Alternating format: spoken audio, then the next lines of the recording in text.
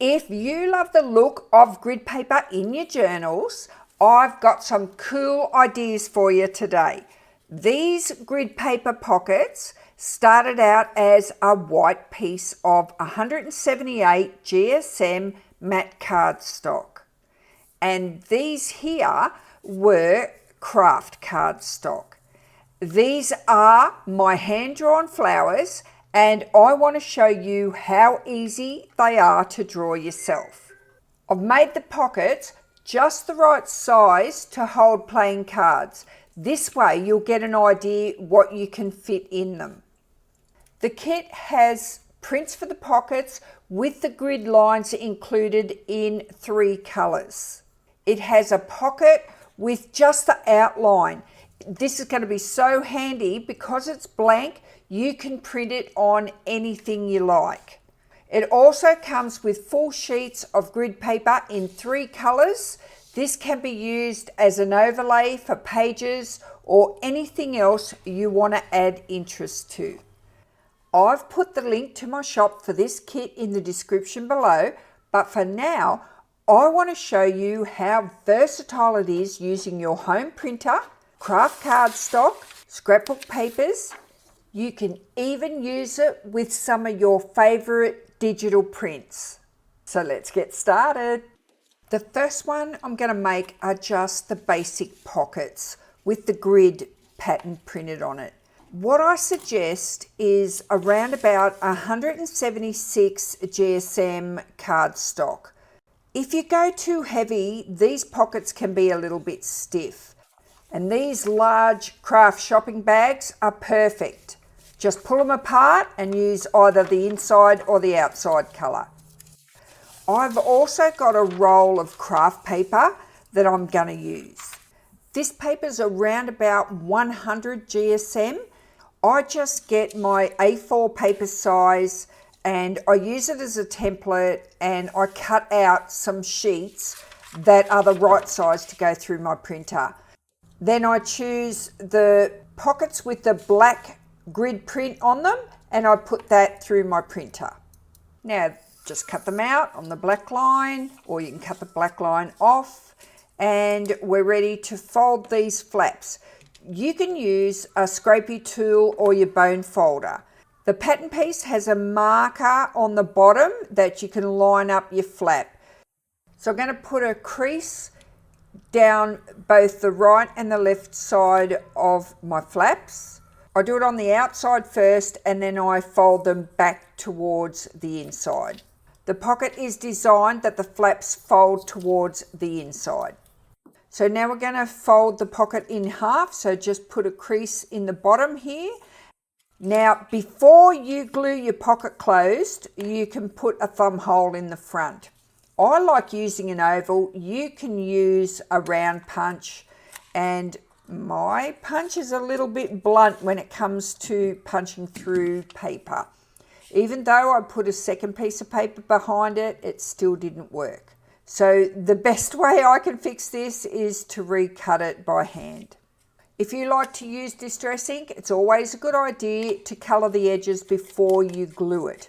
If you want to decorate the front, you don't have to do it, but sometimes it's a good idea to decorate the front before you glue your sides down.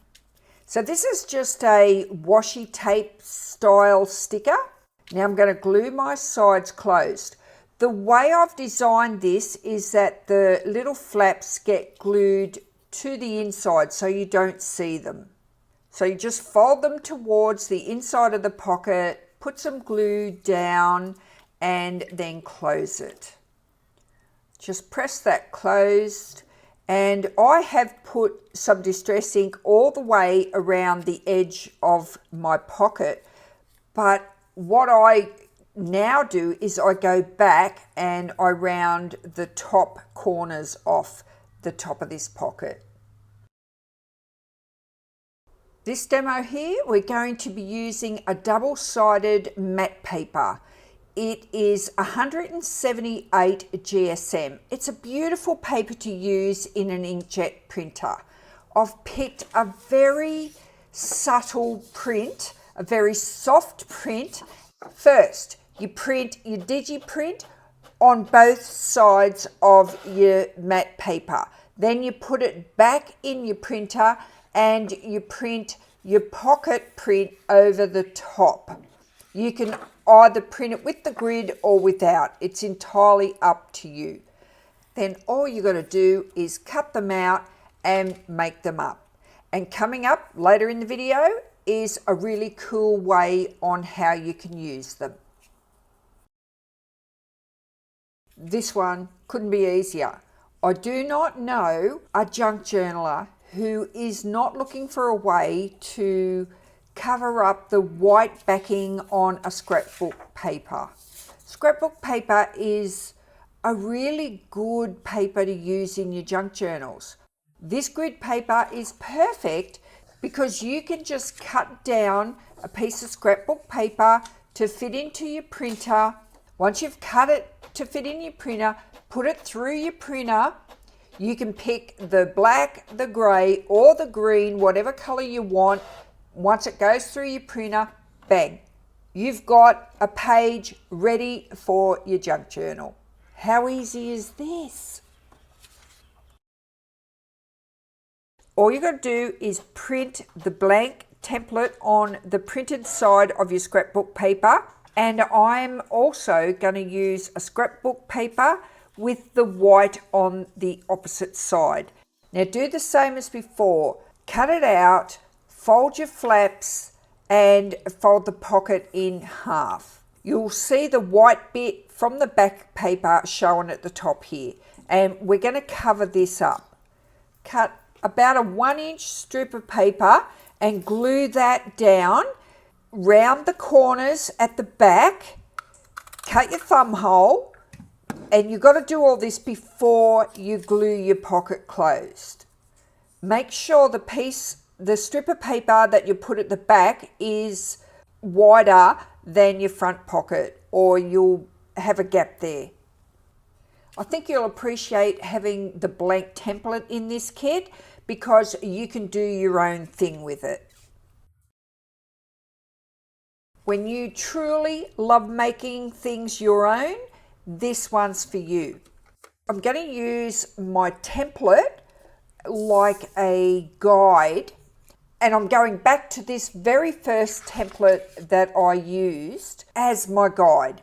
So I've cut out my pocket, and what I've done here is I didn't destroy the background of the template. I left it intact. So I placed my template down on my piece of paper because my craft paper, I'm going to put it back in the printer so it's the same size as my template. Now I'm going to hand draw these little flowers. I'm using a white jelly roll pen in the front area of my pocket only. And you don't have to be able to draw these flowers. So I want you to start off by just doing an X and then a line through the X with some little dots on the end of each line. Then draw some half circles around to make the shape of your flower.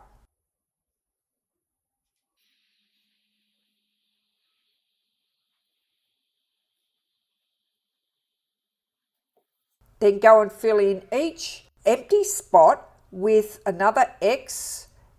Make it a wide X so you can fit a line through it and put some dots on the end. They sort of look like snowflakes. Now I just went and quickly cut the other side out so I could do the same. So what I'm left with here is an area that I'm going to put back into my printer. My printer prints from the underside, so I put my craft paper in my printer upside down, and when it goes through the printer, it's going to print the black grid print pocket over the top of my white flowers, which is the way I wanted it. You could easily draw your flowers on top of the grid print if you prefer, but I like the look of the grid print over the top of the flower. And don't they turn out pretty? It really looks like the paper was printed and not hand drawn. You'll love this one. Give it a try. These little pockets look fantastic, glued directly onto a page in your junk journal. I'm going to add them onto the back side of this wallpaper page. See here, the page is a little bit curly. It's not laying flat. But as soon as I glue these pockets directly onto this page, it's going to help the page lay flat. This piece here with the flowers on it is craft paper.